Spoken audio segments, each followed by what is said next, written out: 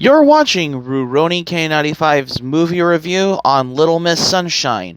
Hi Ruronis, this is your pal Rurouni K95 here. Today's movie review, I decided to do a movie review that was released on July 2006 for today's movie review, Little Miss Sunshine. So let's start our review on Little Miss Sunshine. During a strained and awkward family dinner, it is revealed that Frank, a homosexual professor and renowned scholar of Marcel Proust, tried to kill himself after a love interest left him for an academic rival. Cued by her father to change the subject, Olive tells the family about the beauty pageant routine she is working on with the help of her grandfather. Though Olive is not the typical beauty pageant ilk, an average-looking, bespectacled 7-year-old, she adores the pageant work and had won second place in a regional contest during dinner. The family hears a phone message from Olive's aunt informing that that the winner of Olive's recent pageant had to forfeit, and that Olive now has a place in the Little Miss Sunshine pageant in California. Olive is overjoyed, and after some arguing about transportation and is pressuring prep talk for her self-help guru father Richard, the entire family agrees to travel Redondo Beach in their Volkswagen microbus. Speaking of which, conversation in the bus reveals that Grandpa Edwin, played by Alan Arkin, was kicked out of his retirement home for selling and using heroin, which he still enjoys. In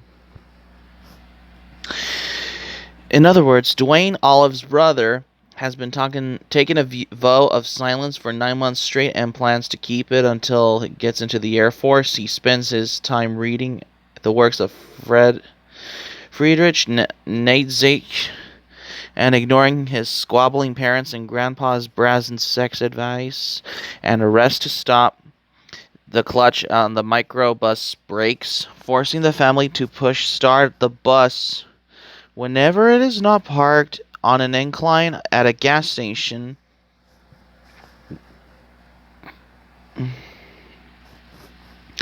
Richard receives news that his book deal has fallen through.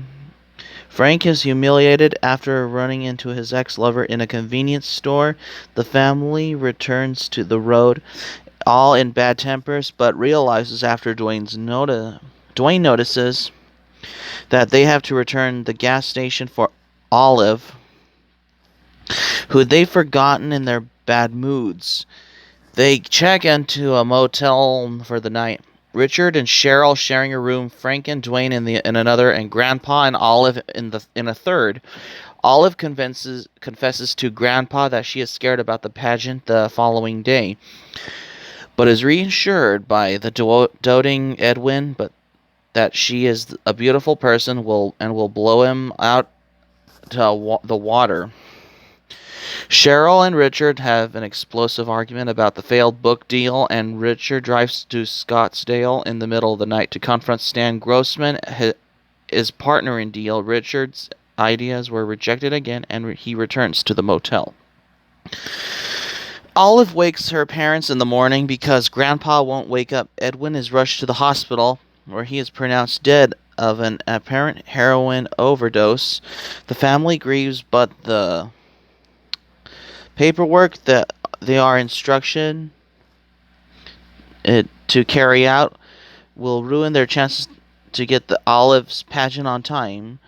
Determined to honor her father's memory, Richard has the family smuggle the body into their van soon after. However, the horn brakes will not stop honking. They are pulled over by a state trooper who nearly uncovers Edwin's body in the trunk, but is sidetracked by Grandpa's porn collection that falls out. He lets the family go in exchange for the porn mags, and the road trip continues. However, the Hoovers are almost at the pageant site and are making a good time. Olive is giving Dwayne an eye test that she got from the hospital. And Frank realizes that Dwayne is colorblind, realizing that his Rex's dream of becoming a test pilot and negates his 9 months of total silence. Dwayne loses it. Richard stops the bus and Dwayne runs into a culvert in a rage, resulting his family refusing to continue and the trip. Following comfort by Cheryl, Olive manages to win him back on board with a silent hug. They arrived at the Redondo Suites Hotel with much confusion about parking and make it to the sign-up table 4 minutes late. Though a snippy pageant official initially refuses her entry, a kindly employee adds Olive to the lineup. Richard finds an undertaking service to remove Edwin's body and sadly bids farewell to his father, Dwayne and Frank. Repulsed by the freakish child pageant atmosphere, walk out to the pier. Dwayne, now vocal again. And so, speaking of which, he expresses his frustration with being a teenager and life in general. Frank offers his nephew a Prost philosophy that is suffering not your happiness that defines you as a person. And the pageant begins, and the pubescent contestants slather disturbingly with makeup and fake tan take the stage. Richard becomes nervous for Olive as he watches from the audience, knowing that she will not fit in. He and Dwayne, sharing the same concern, go backstage to convince Cheryl to call it off. Cheryl stands her ground and saying that she have to let Olive be Olive. The family watches nervously as Olive is led to the stage to perform. Dressed in a suit and top hat, Olive dedicates her performance to Grandpa, who had choreographed it. The rest of the family have not seen it yet. Olive's dance turns out to be a stripperlesque routine to Rick James' Super Freak, which Olive performs with a gusto as she is innocent of its raunchy overtones. The audience is appalled and even begins to catcall, but the Hoovers stand up and cheer on her. The snippy pageant official orders the MC to remove Olive from the stage, but Richard butts in and begins dancing next to his daughters to support her. One by one, Olive's family takes the stage and joyfully finishes the number with her, and after a brief visit to the police to Pricken and to the Hoovers precinct, if I'm pronouncing it wrong, if I'm correcting it, the Hoovers are permitted to leave as long as Olive has never entered in another California beauty pageant. Having become closer and more confident during the trip, and the Hoovers start the microbus once again and pile on, and they drive into the sunset back to Albuquerque. So that's how you end this movie, with how they drive off into the sunset when they're heading back to Albuquerque, especially for the movie like Little Miss Sunshine. So that's my reading synopsis review on the movie Little Miss Sunshine.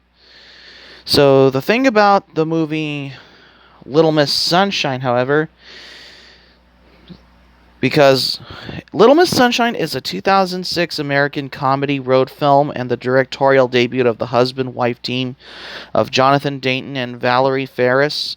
The screenplay was written by the first-time writer Michael Arndt. The film stars Greg Kinnear, Steve Carell, Tony Collette, Paul Dano, Abigail Breslin, and Alan Arkin.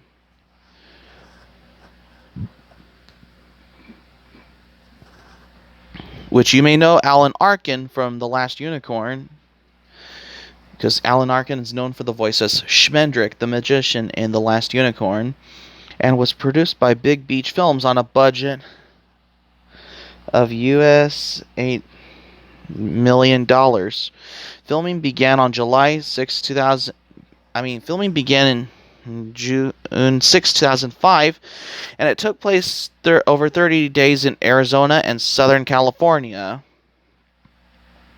until this movie was released on January 20th, 2006 at the Sundance Film Festival, and then it was released in the United States of America on July 26, 2006, because this movie was distributed by Fox Searchlight Pictures,